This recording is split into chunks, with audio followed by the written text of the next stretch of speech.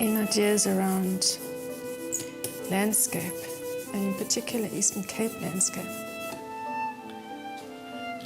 And I think part of why I had to work through those ideas was that my 1820 settlers had started off in the Eastern Cape, and I needed to find a way of coming to terms with that and the history of that Eastern Cape legacy.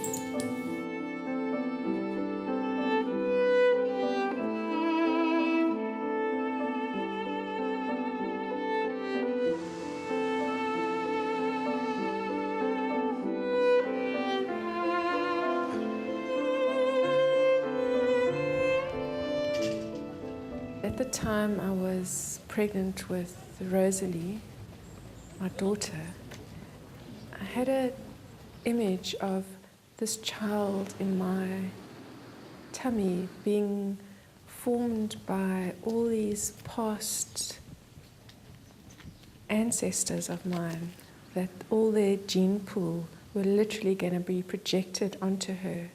So there was a kind of projection, a literal projection of the image, and then a projection of what this child was going to be.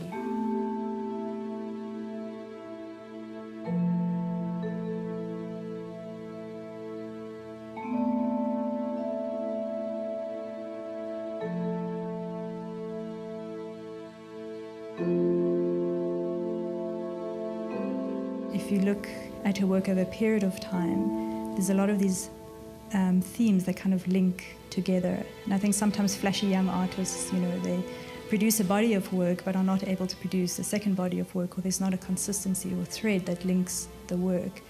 And I think a sign of a sophisticated artist is somebody who thinks deeply, and some of these thoughts run through an entire body of work. And even the fact that her work is contextualized in South Africa in a South African context is subtle. It's not always overtly obvious that this is work about South Africa, but when you look at the subtlety of it, when you look at the spaces, you look at her references, for example, to New Bethesda, to the Karoo landscape, the Eastern Cape landscape, and particularly the Eastern Cape being an area in South Africa that's often overlooked, or an area in South Africa that people don't necessarily know that much about.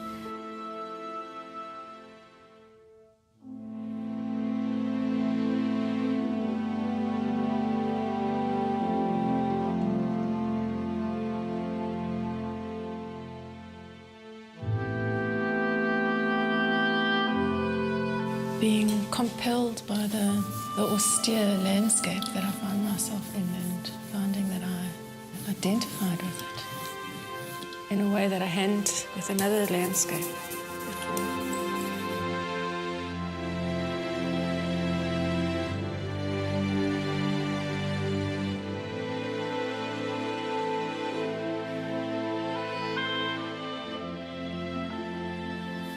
These trays formed part of a larger work that was to do with a map, mapping territory, in particular Africa. And in that way, their references to animals come in. Again, here's a sextant, an instrument used at the time to navigate. Again, there's another image of a ship coming into harbour. So in that way, I drew on different discourses, bringing them together to create a discussion around caesarean birth, around birthing, about discovery, about where women would have been where men were out discovering the world. Quite a lot of her works have this underlying feminist theme, but it's not kind of very overtly feminist. It's always quite complex. It's always very sophisticated. And the viewer doesn't always know exactly what the work is about. There's ambiguities in the work, because a lot of her work, for example, is about liminal spaces. So there's not like a fighting cause about women's issues. It's about sort of blurring those boundaries, about questioning, well, what is a woman to begin with? Where is the boundary between a man and a woman? Where is the boundary between an animal and a human being?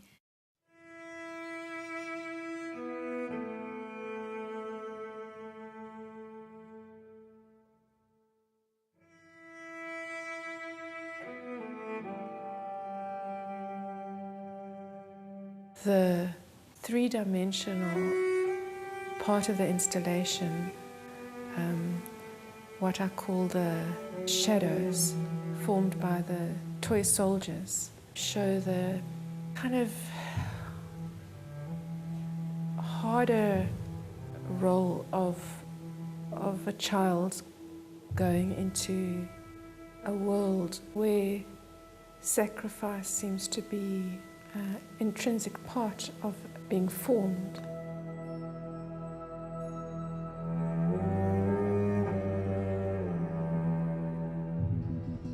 The binding of an exhibition that I exhibited in 2010, it was shown at Gallery Art on Paper and then again at the Grahamstown Festival that year.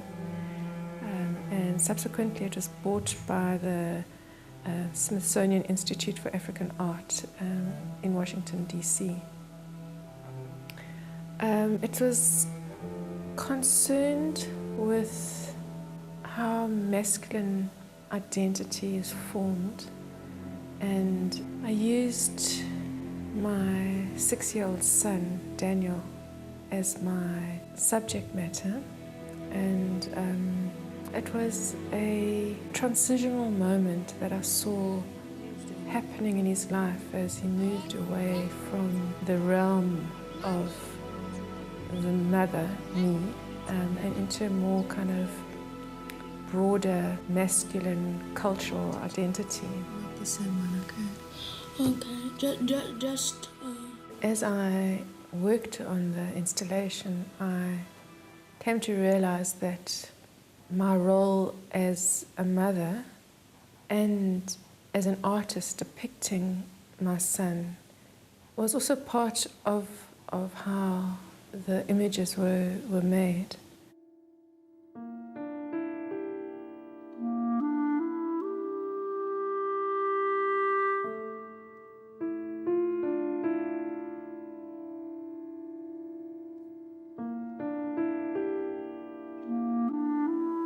I think that the labor intensity of the etching process showed a almost devotional aspect to the body of my boy child.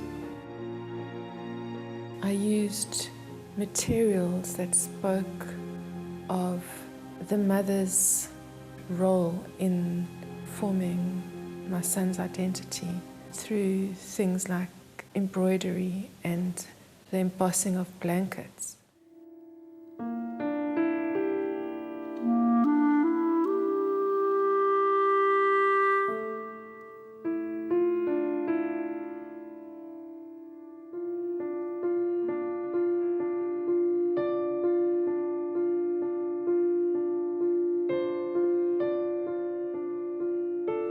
With the story of the sacrifice, or the near sacrifice, of Isaac by Abraham, I saw that the ritual of sacrifice seemed so intrinsic to how male identity was formed. I originally wanted to position the viewer in the role of the father, or of Abraham in particular, looking at his son, and his son looking back at him and questioning that role of sacrificial victim.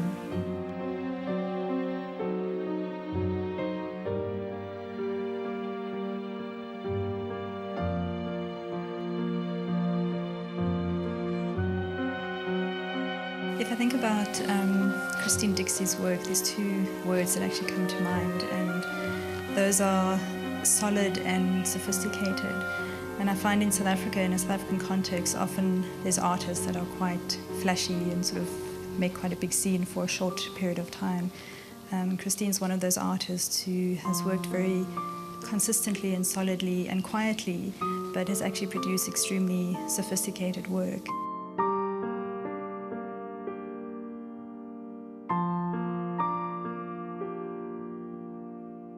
I think that all the things that affect my life, the landscape around me, or my children, my history, are pretty much things that affect everyone. There's no particular target audience I have in mind. It's almost as if I make the work that affects me, I think it will affect other people.